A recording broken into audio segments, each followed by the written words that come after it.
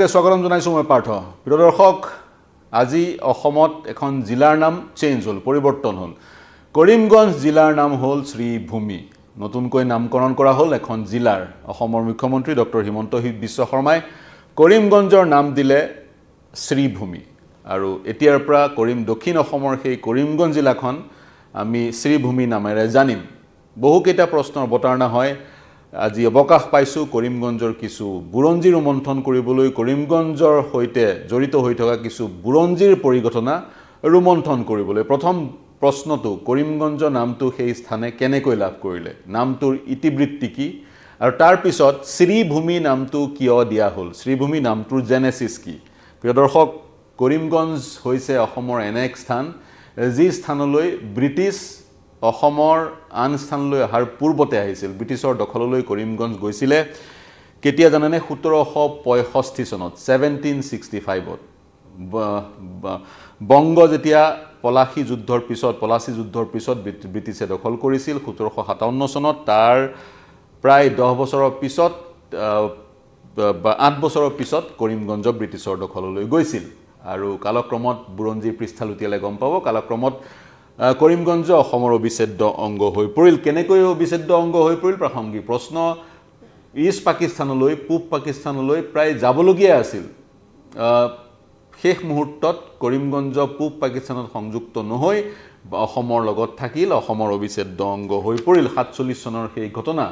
আমি সদায় 47 চনৰ পাৰ্টিশ্যনৰ কথা যেতিয়াই কওঁ তেতিয়া বংগৰ পাৰ্টিশ্যন বা পাঞ্জাৱৰ পাৰ্টিশ্যনৰ কথা কওঁ। পাঞ্জাৱ দ্বিখণ্ডিত হৈ এটা খণ্ড আজিৰ তাৰিখত পাকিস্তানত অন্তৰ্ভুক্ত হ'ল, আৰু বংগ দ্বিখণ্ডিত হৈ বাংলাদেশৰ জন্ম হৈছিল, বা তেতিয়া সেই সময়ত ইষ্ট পাকিস্তানৰ জন্ম হৈছিল। যি কি নহওক, কৰিমগঞ্জৰ বুকুৱেদিও কিন্তু সেই ৰেড ক্লিফে সেই লাইনদান আঁকিছিল। কৰিমগঞ্জকো দুভাগত বিভক্ত কৰা হৈছিল, এভাগ ইষ্ট পাকিস্তানত পৰিলগৈ, এভাগ অসমৰ হাতত থাকিলগৈ। যি কি নহওক, কৰিমগঞ্জৰ আজিৰ পৰা নাম শ্ৰীভূমি। এতিয়া কৰিমগঞ্জৰ কিছু ইতিহাস আমি ৰোমন্থন কৰিবলৈ চেষ্টা কৰিম। আজি অৱকাশ পাইছোঁ কৰিমগঞ্জ, যিখন প্ৰেজেণ্ট ডে কৰিমগঞ্জ জিলা, দক্ষিণ অসমৰ সেই জিলাখনত 1328 খ্ৰীষ্টাব্দত আহোম অসমলৈ অহাৰ, উজনি অসম আহোমে দখল কৰাৰ, বৰ্তমানৰ উজনি অসম আহোমে দখল কৰাৰ 100 বছৰৰ পিছত ইয়েমেনৰ পৰা, সুদূৰ ইয়েমেনৰ পৰা হজৰত শ্বাহ জালাল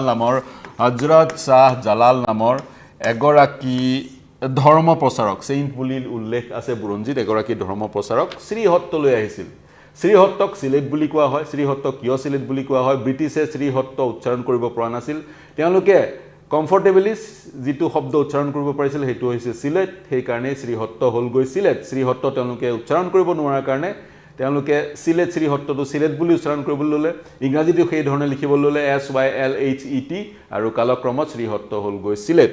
এই শ্ৰীহট্ট, যাক আমি চিলেট বুলি কওঁ, আৰু যিসকল শ্ৰীহট্টৰ লোক আমি চিলেটীয়া বুলি কওঁ, এই শ্ৰীহট্টলৈ 1328 চনতে হজৰত শ্বাহ জালাল আহিছিলে সাগৰেদি, ইয়েমেনৰ পৰা সাগৰেদি আহি উপস্থিত হৈছিলগৈ।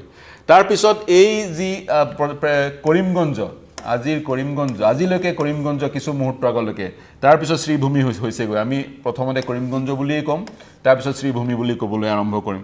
এই যি কৰিমগঞ্জ মোগল এম্পায়াৰৰ হাতলৈ গৈছিল 1576ত। বংগৰ নবাবৰ অধীনত আছিল কৰিমগঞ্জ, অৰ্থাৎ বংগৰ এটা অংশ আছিলে সেই সময়ত, আৰু বংগৰ অংশ হোৱা হেতুকে মোগল এম্পায়াৰৰ হাতলৈ গৈছিলে। আৰু মই ক'লোৱেই 1765 চনত প্ৰেজেণ্ট ডে কৰিমগঞ্জক ব্ৰিটিছে স্বীকৃতি প্ৰদান কৰিছিলে এক সুবা হিচাপে, আৰু ব্ৰিটিছে কৰিমগঞ্জৰ প্ৰশাসনিক দায়িত্ব গ্ৰহণ কৰিছিলে। 1778 চনত যেতিয়া শ্ৰীহট্ট, ব্ৰিটিছে চিলেট বুলি কয়, এখন জিলা হিচাপে স্বীকৃতি লাভ কৰিছিল, তাৰ আগতে স্বীকৃতি লাভ কৰিছিল, কৰিমগঞ্জ হৈছিলগৈ এটা মহকুমা। ব্ৰিটিছেই কৰিমগঞ্জক মহকুমাৰ মৰ্যাদা প্ৰদান কৰিছিল। এতিয়া কৰিমগঞ্জ, এই কৰিমগঞ্জৰ লগত এই কৰিম নামটো কেনেকৈ প্ৰিফিক্স হিচাপে সংযোজিত হ'ল? এগৰাকী ব্যক্তি আছিল, ব্যৱসায়ী, মহম্মদ কৰীম চৌধুৰীয়ে বজাৰ পাতিছিলে কুছিয়াৰা আৰু নতীখাল নদীৰ পাৰত। এখন বজাৰ গঢ়িছিলে।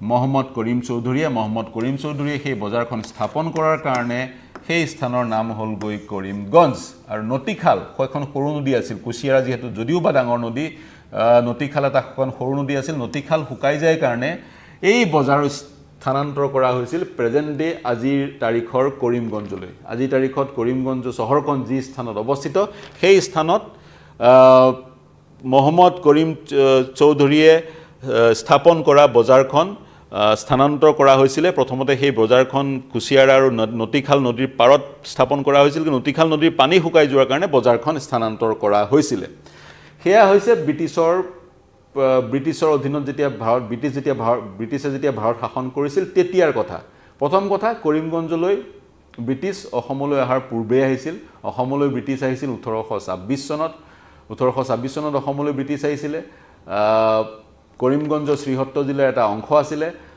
1765 চনতে কৰিমগঞ্জলৈ ব্ৰিটিছ আহিছিলে 1778 চনত কৰিমগঞ্জক শ্ৰীহট্ট জিলাৰ এটা মহকুমাৰ দায়িত্ব প্ৰদান কৰা হৈছিল তাৰ পিছত কালক্ৰমত শ্ৰীহট্ট জিলা অসমৰ এক অংশ হৈ পৰিছিল যেতিয়া 1947ত ভাৰত স্বাধীন হৈছিল তেতিয়া সিলেট জিলা বা শ্ৰীহট্ট অসমৰ এক অংশ আছিল আৰু কৰিমগঞ্জ সাব ডিভিজন সিলেটৰ এটা সাব ডিভিজন আছিল যেতিয়া ভাৰত স্বাধীনতাৰ সময় আহিল ভাৰতখনক দ্বিখণ্ডিত কৰি দুখন ৰাষ্ট্ৰ গঠন কৰাৰ পৰিকল্পনা ব্ৰিটিছে ললে আৰু ব্ৰিটিছ পাৰ্লিয়ামেণ্টত এখন আইন প্ৰণয়ন কৰি ভাৰতবৰ্ষৰ দুটা ভাগত ভাগ কৰা হ'ল তেতিয়া মুছলিম লীগে এই সম্পূৰ্ণ শ্ৰীহট্টখন ইষ্ট পাকিস্তানত সংযোজন কৰাৰ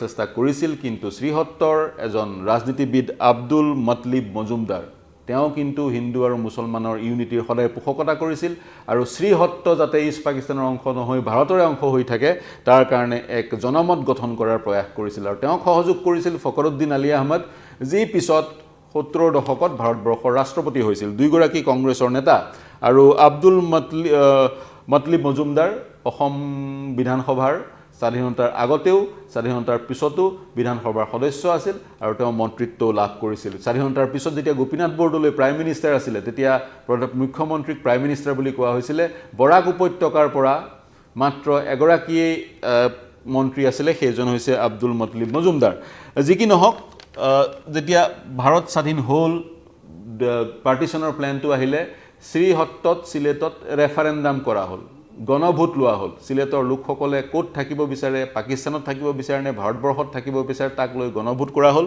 গণভোট ক'ত কৰা হ'ল সিলেট ব্লকৰ 3 স্থানত সিলেট জিলাৰ 3টা ব্লকত মৌলভি বজাৰ ব্লক কৰিমগঞ্জ ব্লক মৌলভি বজাৰ sub division Karimganj sub division আৰু শ্ৰীহট্ট বা সিলেট সাব ডিভিজন আৰু সেই গণভোটত 50% অধিক লোকে মতামত দিলে পাকিস্তানৰ সৈতে সংযোজন হোৱাৰ নৱগঠিত পাকিস্তানৰ সৈতে থকাৰ ধৰ্মৰ নামত যি নৱগঠিত পাকিস্তান সেই পাকিস্তানৰ সৈতে সংযুক্ত হোৱাৰ মত প্ৰদান কৰিলে সেই যি গণভোট বিতৰ্কিত কাৰণ বিভিন্নজনে ক'ব খোজে ৰিগিং হৈছিল হেঁচা প্ৰয়োগ কৰি ৰাইজৰ পৰা তেনে ধৰণৰ মতামত সংগ্ৰহ কৰা হৈছিল হেঁচা প্ৰয়োগ কৰা হৈছিল তেওঁলোকে যাতে ভোট দিয়ে পাকিস্তানৰ সৈতে সংযোজিত হোৱাৰ সেই ধৰণে শ্ৰীহট্টখন ভাৰতৰ পৰা কাহিনী ইষ্ট পাকিস্তানত সংযোজিত কৰা হৈছিল বুলি বিভিন্নজনে ক'ব খোজে ইষ্ট পাকিস্তানৰ সৈতে সিলেট সংযোজিত হ'ল মৌলভি বজাৰ সংযোজিত হ'ল আজি তাৰিখত মৌলভি বজাৰ বা সিলেট পাকিস্তান বাংলাদেশৰ অবিচ্ছেদ্য অংগ ইষ্ট পাকিস্তান কালক্ৰমত 1971 চনত বাংলাদেশ হ'লগৈ